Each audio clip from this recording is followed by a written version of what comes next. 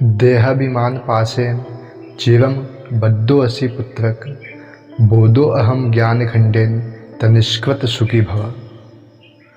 तू बहुत काल से देहाभिमान के पास से बंधा हुआ है, उसी पास को मैं बोध हूँ। इस ज्ञान की तलवार से काटकर तू सुखी हो।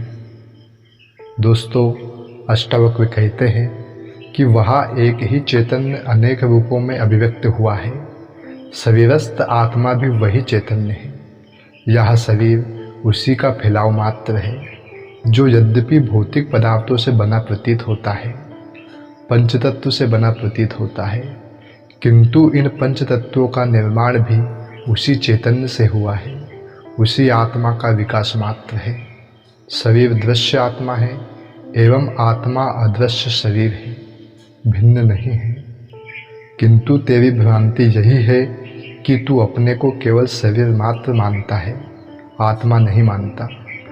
इस एकत्व भाव की विस्मृति से ही तू देहाभिमान के पास से बंध गया है। तुझे किसी ने बांधा नहीं है, स्वयं के भ्रम से ही बंधा है। जहाँ शरीर और आत्मा के भिन्न होने की भ्रांति भी तुझे बहुत समय से है, अनेक जन्मों से है। इसलिए अनेक जन्मों से तू इस शरीर के अभिमान के कारण बंधन में रहा है। इस बंधन से मुक्त होने का एकमात्र उपाय बोध है, क्योंकि ये बंधन वास्तविक नहीं है। यदि वास्तविक होते तो इन्हें तोड़ने के लिए किसी क्रिया अथवा साधन की आवश्यकता होती, किंतु यह देह मेरी है, यह आत्मा से भिन्न है, ऐसी धारणा भ्रम मात्र है, कल्पना मात्र है। अतः इस भ्रम को मैं शरीर नहीं हूँ, बोध मात्र हूँ, इस ज्ञान रूपी तलवार से काटकर मुक्त हो, सुखी हो। निसंगो निष्क्रियसी त्वं स्वप्रकाशो निरंजना, अयमेव ही ते बंधा समाधि मनु तिष्ठति। तू असंग है, क्रिया रहित है, स्वयं प्रकाश है और निरंजन है। तेरा बंधन यही है कि तू समाधि का अनुष्ठान करता है। इस सूत्र में अष्टावक्र आत्मज्ञान हेतु समाधि के अनुष्ठान को भी बंधन बताते हुए कहते हैं कि तू आत्मा ही है, शरीर मन नहीं है। आत्मा को तुझे उपलब्ध करना नहीं है, वह उपलब्ध ही है। तुझे आत्मा को प्राप्त नहीं करना, वह प्राप्त ही है। उसे कहीं खोजना भी नहीं है, वह तो विद्यमान ही है। फिर इस समाधि का अनुष्ठान, समाधि का प्रयत्न किस लिए कर रहा है? प्रयत्न से सांसारिक वस्तुएं प्राप्त होती है। श्रुति कहती है, करने से अकृत रूप मोक्ष सिद्ध नहीं होता, क्योंकि कर्म का जो फल होता है वह अनित्य होता है। मोक्ष कर्म से पैदा नहीं होता, ज्ञान से भी नहीं होता। ज्ञान से भ्रांति निवृत्त होती है। अविद्या के बाद जो रह जाता है वही तू है। अतः तू जहाँ है वही मुक्त है, जहाँ अज्ञान तत्व बोध द्वारा ही निवृत्त होता है। अष्टावक्र कहते हैं कि कोई भी क्रिया या भावना मुक्त नहीं कर सकती, क्योंकि तू उसी से बन जाएगा। जहाँ आत्मा सर्वत्र विद्यमान है, उसकी अप्राप्ति का केवल भ्रम है। भ्रम की प्राप्ति अप्राप्त वस्तु की प्राप्ति नहीं है। नित्य प्राप्त वस्तु की अप्राप्ति के भ्रम की निवृत्ति रूप है। इसके लिए उपासना, योग, धारणा, ध्यान, समाधि कुछ नहीं चाहिए। औषधि केवल रोग निवृत्ति के लिए होती है, स्वास्थ्य तो उपलब्ध है ही। रोग निवृत्ति के पश्चात साधन भी त्यज्य होते हैं। आपके पास हीरा है, उसे पहचान भर लीजिए। क्रिया शरीर से होती है, वह उपासना मन से। योग चित्त की चंचलता दूर करता है, इससे साध्य स्थिति बनती है, उपलब्धि नहीं होती। अतः तू समाधि का जो अनुष्ठान कर रहा है, प्रयत्न कर रहा है, वही तेरा बंधन है। इसे भी छोड़ दे, क्योंकि इस प्रयत्न के पीछे तेरी मोक्ष प्राप्ति की वासना जुड़ी है। जब तक वासना है, मोक्ष नहीं है। यह वासना ही तो बंधन है, चाहे संसार की हो या मोक्ष की, कोई अंतर नहीं है। तू तो असंग, क्रिया रहित, स्वयं प्रकाशवान एवं निर्दोष है। इसे तू जान मात्र ले, यही पर्याप्त है। तू निर्दोष है, तू पापी नहीं है। ये सभी दोष, सभी पाप भूल से, अज्ञान से, शरीर व मन से किए होंगे। तू मन व शरीर से भिन्न साक्षी है, फिर तेरे में दोष कैसे लग सकता है? तू स्वभाव से ही निर्दोष है। आत्मा कर्म करती ही नहीं। वह न पापी है न पुण्यात्मा, न साधु है न असाधु। जिस शरीर व मन से कर्म किए वे जा चुके। तू दृष्टा मात्र है। दृष्टा को कभी पाप नहीं लगता। अष्टावक्र का ऐसा उपदेश बोध का है। यही सिद्धि की उच्चतम स्थिति को दिखाने वाला है। त्वया व्याप्तमिदं विश्वं त्वयि पूतां यथार्थतः शुद्ध बुद्ध स्वरूपम मा गमा क्षुद्र चित्तताम। यह संसार तुझ में व्याप्त है, तुझी में पिरोया है। यथार्थतः तू चैतन्य स्वरूप है, अतः क्षुद्र चित्त को मत प्राप्त हो।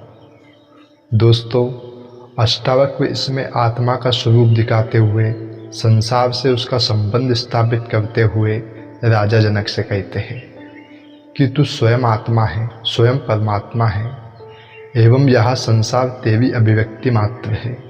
यह संसार तेरे से व्याप्त है। इसका हर कण तेरा ही स्वरूप है।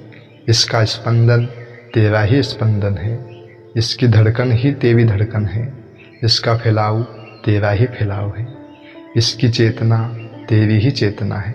इसका सौंदर्य तेरा ही सौंदर्य है। इसकी शक्ति तेरी ही शक्ति है। सृष्टि का नियम तेरा ही नियम है। इसमें जो अनेकता दिखाई देती है उसमें एकता का सूत्र भी है। अनेकता का अर्थ भिन्नता नहीं है, क्योंकि यह सृष्टि उस ब्रह्म से भिन्न नहीं है, उस परमात्मा से भिन्न नहीं है। यही चैतन्य परमात्मा इसके विभिन्न अवयवों को माला की भांति एक सूत्र में पिरोए हुए है। इस सृष्टि में विभिन्नताओं के बावजूद एक ही सामंजस्यपूर्ण स्थिति है, जो इसका एकरस नियम है, जिससे इसमें एक तादात्म्य दिखाई देता है। वह तेरे ही चैतन्य स्वरूप के कारण है। जैसे यह सृष्टि उससे भिन्न नहीं है, तू भी वही शुद्ध चैतन्य स्वरूप है। अतः तू अपने को शरीर आदि समझकर क्षुद्र चित्त को मत प्राप्त हो। इसका अर्थ है कि समस्त पदार्थों का केंद्रीय तत्व आत्मा ही है, एवं आत्मा भिन्न भिन्न नहीं है, अपितु एक ही है, जो सब में व्याप्त है। इसलिए सब में एक सूत्रता है। आत्मा को भिन्न भिन्न मानना तो अज्ञान है ही, किंतु अपने को शरीर मानना महाअज्ञान है, मूढ़ता है। ऐसे मूढ़ अपने को क्षुद्र चित्त हीन अनुभव करते हैं। आत्मज्ञानी अपने को हीन नहीं समझता। निरपेक्षो निर्विकारो निर्भरा शीतलाशाया अगाध बुद्धि क्षुब्धो भव चिन्मात्र वासना। तू निरपेक्ष है, निर्विकार है, स्वनिर्भर है, शांति और मुक्ति का स्थान है, अगाध बुद्धि रूप है, क्षोभ शून्य है, अतः चैतन्य मात्र में निष्ठा वाला हो। अष्टावक्र राजा जनक को आत्मस्वरूप के बोध को दृढ़ करने हेतु कहते हैं कि तू आत्मा होने से निरपेक्ष है। आत्मा की कोई अपेक्षा नहीं होती। अपेक्षा मात्र शरीर और मन की है। तू विकार रहित है। भूख और प्यास प्राण के धर्म है, शोक और मोह मन के धर्म है, तथा जन्म मरण ये देह के धर्म है। आत्मा इन सबसे परे है। ये आत्मा के धर्म नहीं है। आत्मा केवल दृष्टा है, अतः निर्विकार है। देहाध्यास के कारण ही तू अपने को विकारी समझता है। इसी के कारण तू अपने को परमुखापेक्षी समझता है, अन्यथा तू स्वयं पर ही निर्भर है। आत्मा किसी पर निर्भर नहीं है। तू आत्मस्वरूप होने से शांति और मुक्ति का स्थान है। अशांति तेरा स्वभाव ही नहीं है। यह हिंसा, छीन झपट, संघर्ष, बेचैनी, महत्वाकांक्षा, ईर्ष्या, आक्रमण सब राजनीति है, जो मनुष्य की प्रतिभा का निकृष्टतम रूप है, मनुष्य की दैविक प्रतिभा का दुरुपयोग है। इसमें कहीं भी शांति व चैन नहीं है।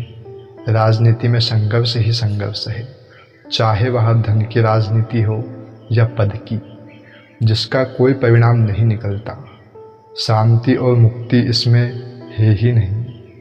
यह तो आत्मा के ही गुण है। तू अगाध बुद्धि रूप है, तेरे में बुद्धि का अनंत सागर भरा है और तू बुद्धिहीनों जैसी चेष्टा कर रहा है। तेरी यह चेष्टा तुझे क्षुब्ध बनाए हुए है, अन्यथा तू क्षोभ शून्य है।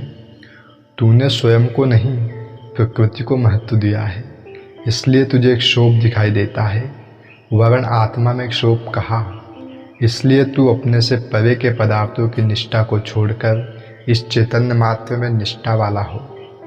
अष्टावक्र केवल निष्ठा की बात कहते हैं कि आत्मा में पूर्ण निष्ठा होने से ही उसका ज्ञान होगा, कोई विधि काम नहीं करेगी।